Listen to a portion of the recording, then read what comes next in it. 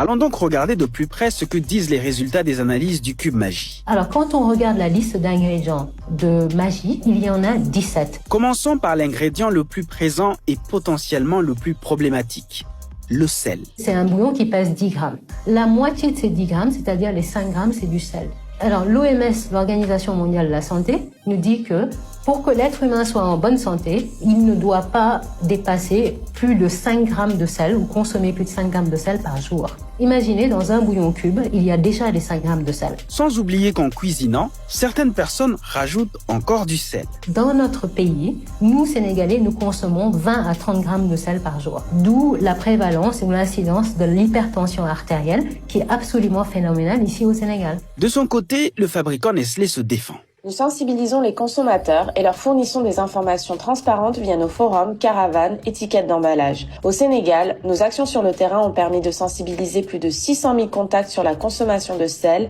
la carence en fer, tout en faisant la promotion d'une cuisine plus saine.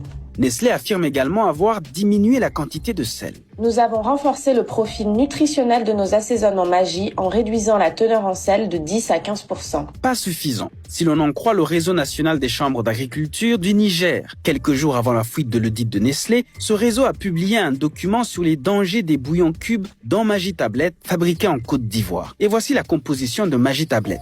Il est composé de sel iodé, 54,3% à éviter, de glutamate de sodium E621, peu recommandable, de guanylate de sodium E627, tolérable sauf enfant, d'inocinate de sodium E631, tolérable sauf enfant, d'huile de palme raffinée, à éviter, de caramel E150C, à éviter, de pyrophosphate de fer, peu recommandable, et de lécithine de soja, tolérable. On a de fortes suspicions maintenant que tous ces additifs sont des perturbateurs endocriniens, c'est-à-dire qu'ils perturbent notre organisme et contribuent à l'incidence de certaines maladies, notamment de maladies chroniques, etc.,